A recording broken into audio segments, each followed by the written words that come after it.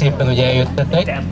Rövidesen egy áldással kezdjük meg a felvonulásunkat, megyünk egy kört, ahogy szóltok, és szeretnék tájékoztatni benneteket, hogy a Mihasalki motorosnak átadtunk egy csomó friss játékot, amit a Pándi Kálmán kórháznak fognak elvinni.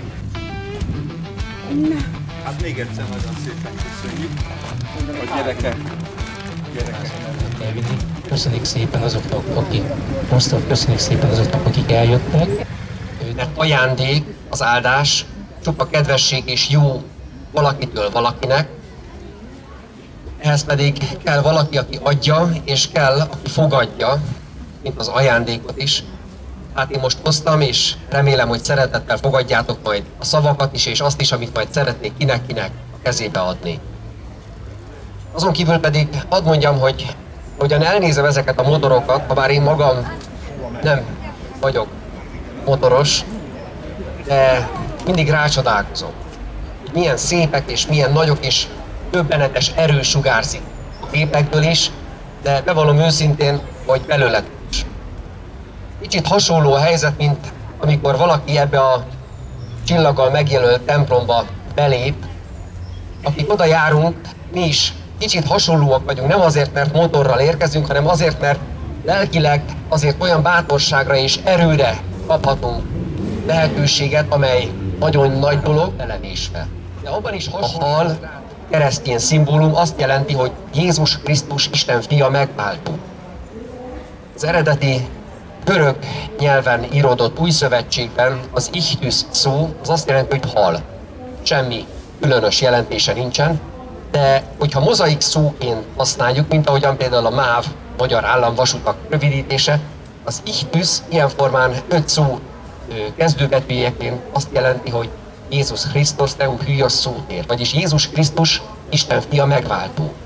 Hogyha láttok olyan autót, mint amilyen az én autóm is, aminek a hátulján egy ilyen halacska van, akkor szinte biztosak lehetnek benne, hogy annak a gazdája egy keresztény ember. Lehet, hogy nem evangélikus, lehet, hogy más felekezethez tartozik, de fontosnak tartja, hogy talán szelíden, csendesen, mint ahogyan ti is sokszor szavak nélkül, hang nélkül, de kifejezitek az üzenetet többiek felé, egy ilyen halacskával is kifejezhetjük azt, hogy mi keresztjének igyekszünk lenni.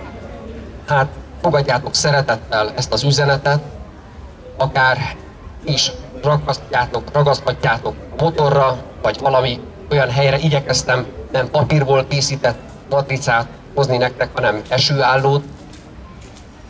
De mielőtt ezt megtenném, végezetül hadd olvassam fel azt az áldást, amely a kiszolgáltatottságunkra való tekintettel nagyon is kedves és fontos lehet. Az Úr legyen előtted, hogy a jó utat mutassa neked.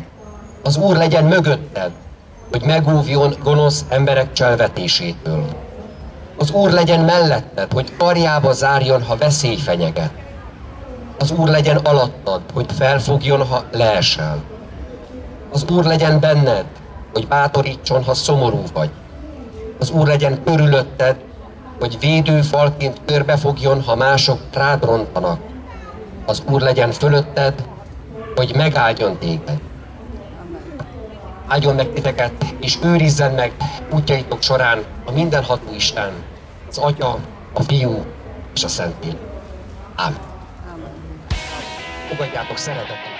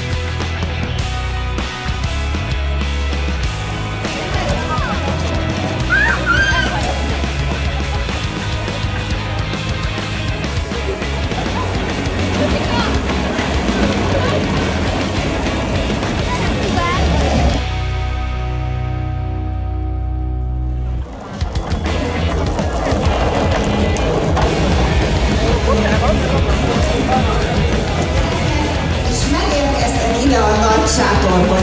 Anyadik szóval elosztódtak a csapatok. Feszüljön!